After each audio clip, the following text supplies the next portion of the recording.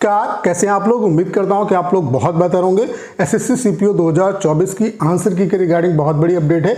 आपकी जो आंसर की है वो बहुत जल्द आने वाली है, तो कब तक आपकी आंसर की आ सकती है इस पॉइंट पे इस वीडियो में हम बात करेंगे।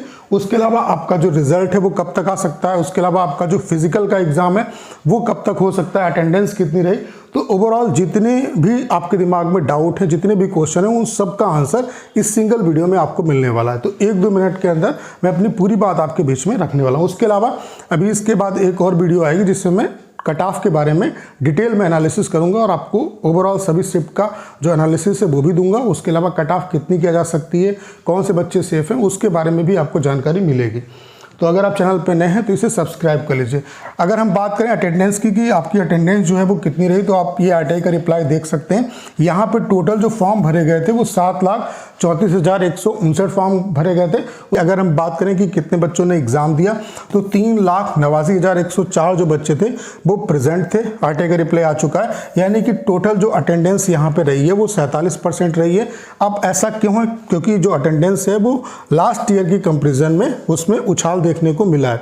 ज़्यादा बच्चे इस बार अपीयर हुए एग्जाम में। उसका सबसे बड़ा जो रीज़न है वो ये है कि इस बार वैकेंसी अच्छी खासी है, इस वजह से यहाँ पे अटेंडेंस ज़्यादा रही है। मोस्टली ये देखा गया है कि जब वैकेंसी ज़्यादा आती है तो ज़्यादा फॉर्म भी पड़ते हैं और ज़्यादा बच्चे एग्ज़ाम भी देते हैं। चाहे आप जो सीजीएल 2022 में जब मैक्सिमम वैकेंसी 36,000 के आसपास आई थी तब भी मैक्सिमम आपके फॉर्म पड़े थे।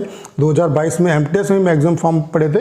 तो ऐसा होता है सिनेरियो। बाकी इससे बहुत ज़्यादा आपको टेंशन लेने की जरूरत नहीं, क्योंकि एक्चुअल जो कंपटीशन है, जो एक्चुअल बच्चा पढ़ने वाला है वो लिमिटेड ही है। ठीक है।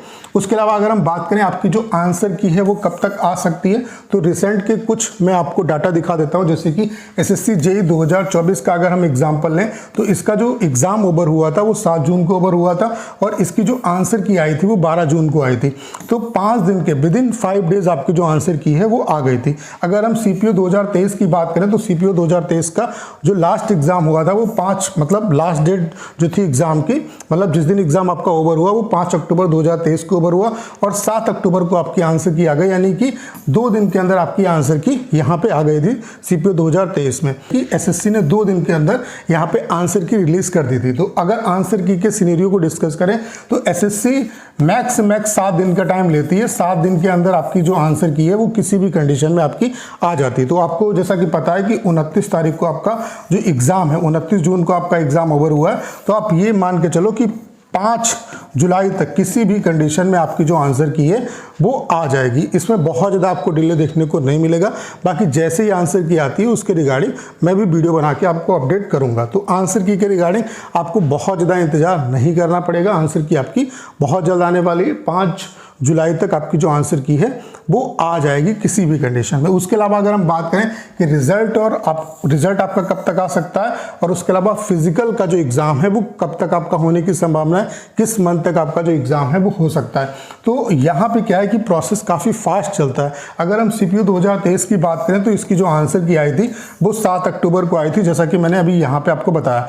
7 अक्टूबर को आपकी आंसर की आई थी और रिजल्ट जो इन्होंने इसका फेज 1 का दिया वो दिया था 25 अक्टूबर को, यानी कि 18 दिन के अंदर इन्होंने सीपीओ 2023 का रिजल्ट दे दिया। आंसर की के 18 दिन के बाद आपका रिजल्ट आ गया था।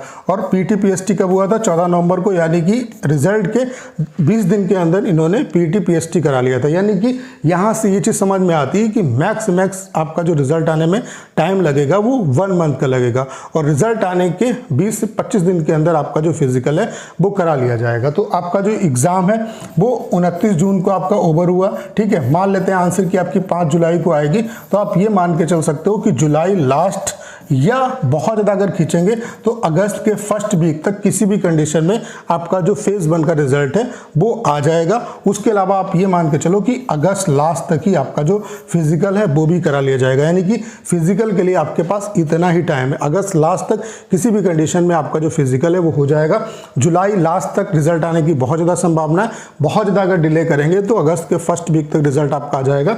बाकी फिजिकल आपका अगस्त लास्ट तक किसी भी कंडीशन में हो जाएगा। जो सीनियरियो सीपीओ का है उसके बेसिस पे यहाँ पे हम बात करें 2023 में आप देख रहे हैं। बाकी सीपीओ में प्रोसेस काफ़ी फास्ट आपका चलता है। ठीक है। तो फिजिकल कब तक हो सकता है, उसके अलावा रिजल्ट कब तक आ सकता है, आंसर की कब तक आ सकती है, तो इन सब क्वेश्चन का आंसर आपको इस सिंगल वीडियो में मिल पाया होगा। करना क्या है, इस वीडियो को 10 शेयर करना है। उसके अलावा अगर आप चैनल पर नए हैं और आपने अभी तक इसे सब्सक्राइब नहीं किया है तो प्लीज़ चैनल को सब्सक्राइब करना मत भूलिएगा।